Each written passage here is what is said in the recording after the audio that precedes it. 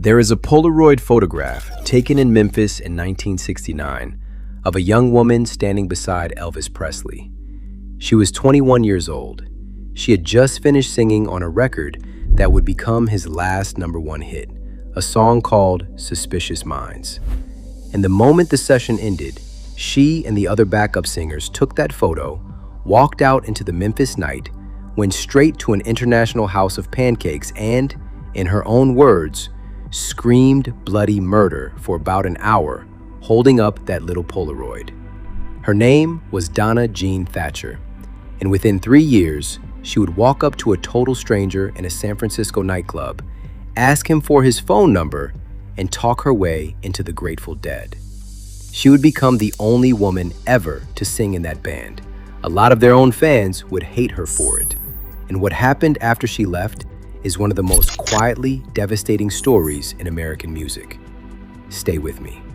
She was born Donna Jean Godchaux on the 22nd of August, 1947 in Florence, Alabama, in the heart of what would become the most important few square miles in American recorded music, Muscle Shoals. She once said she remembered distinctly being 6 years old, knowing she was going to be a singer, sitting on her back porch and singing at the top of her lungs every day. And according to the Grateful Dead's own official biography of her, Donna Jean walked into her first recording session at 15, wearing her cheerleading uniform. She was that good. And in Muscle Shoals in the 60s, if you were that good, you worked constantly. So listen to what this teenage girl from Alabama ended up singing on. In 1966, she sang backup on Percy Sledge's When a Man Loves a Woman, a song that went to #1 and stayed on top of the R&B chart for a month. Her first #1, and she was a teenager. Then, in 1969, Elvis Presley came to Memphis to record. Donna was in the room for the sessions that produced In the Ghetto and Suspicious Minds. She said the experience was very intense and that the singers were completely professional the entire time they worked. And then, the second it was over, they went to that IHOP and lost their minds.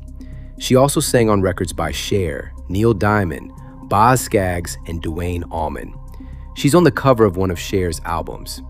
By her early 20s, Donna Jean Godchaux had one of the best session careers in America.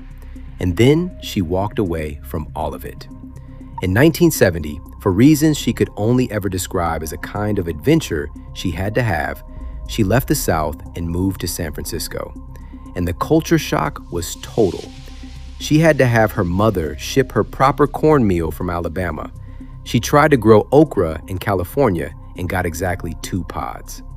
But she also met a young keyboard player named Keith Godchaux and married him. And then came the night that changed both their lives. She and Keith went to see a band play at a San Francisco club called the Keystone Corner. Donna had never met anyone in that band, but she watched their guitars play and decided, with the same certainty she'd had at 6 on that back porch, that her husband belonged up there with him. So after the show, she walked straight up to Jerry Garcia, a man she had never spoken to in her life, and pitched him. Her account of it is perfect. She said, "I told Jerry that Keith needed to be in the band, and I needed his home phone number, and I got his number." Within months, Keith Godchaux was the Grateful Dead's keyboard player, and Donna Jean was standing beside him singing, the only female vocalist the Grateful Dead ever had. For the next 7 years, she was there for all of it. Europe 72, Wake of the Flood, Terrapin Station, Shakedown Street. She sang with Garcia on Scarlet Begonias.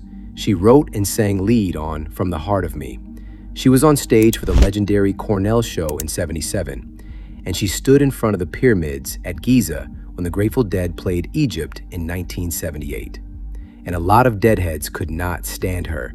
That's not an exaggeration, and it's not fair to pretend otherwise. Her voice was a gospel-trained, soul-inflected mezzo-soprano, and it sat strangely on top of the band's loose, rootsy sound. On plenty of the live tapes that Deadheads traded obsessively, she is off-pitch. Some fans were openly, publicly contemptuous of her. And here's what makes Donna Jean Godchaux so easy to love. She never once hid from any of it. She explained the actual reason which is a fascinating detail about how singing works. She had been trained entirely in the studio, headphones on, everything balanced perfectly in her ears. The Grateful Dead was the opposite, a wall of noise with almost nothing to guide her. But she wouldn't hide behind that either.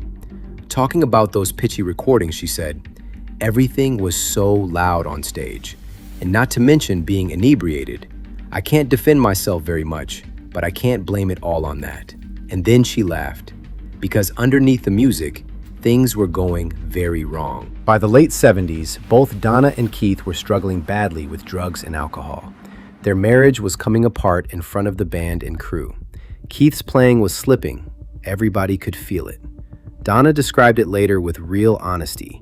She said they were exhausted, and the band was exhausted with them. That there were all of the abuses, that was her word for it, involved in everything, and it added to the turmoil. And then she said the line that captures the entire impossible situation. She said that she and Keith kept asking each other, "How in the world do you quit the Grateful Dead?" The answer came on the 17th of February, 1979, at the Oakland Auditorium. 2 days later, every member of the Grateful Dead came to the Godchaux's house, and together they agreed it was over. But here's the part that makes it beautiful instead of just sad. That last show in Oakland was a great one.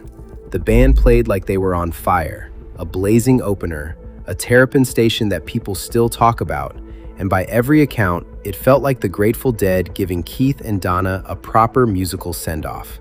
They went out on top. Donna's own summary was gracious to everyone. "It was sad," she said, "but it was what needed to happen.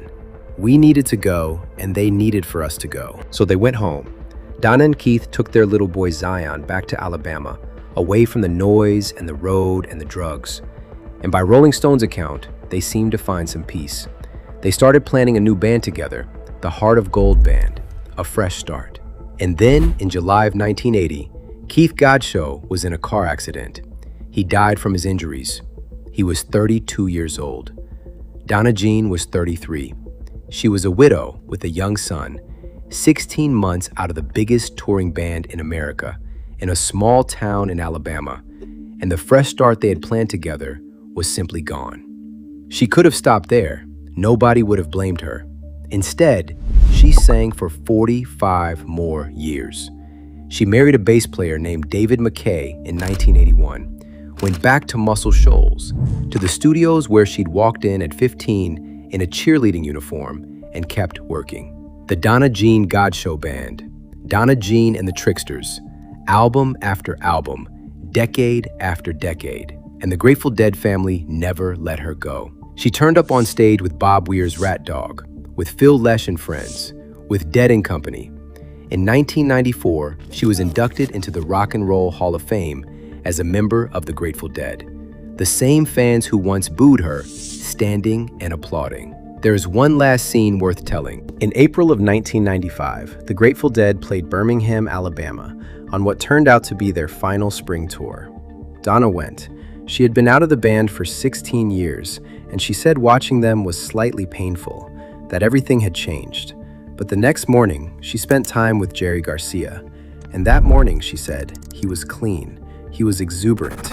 He was, for those few hours, exactly the man she remembered from the Keystone Corner all those years before. 4 months later, Jerry Garcia was dead. Donna Jean Godchaux McKay died on the 2nd of November, 2025, at a hospice in Nashville after a long struggle with cancer. She was 78 years old.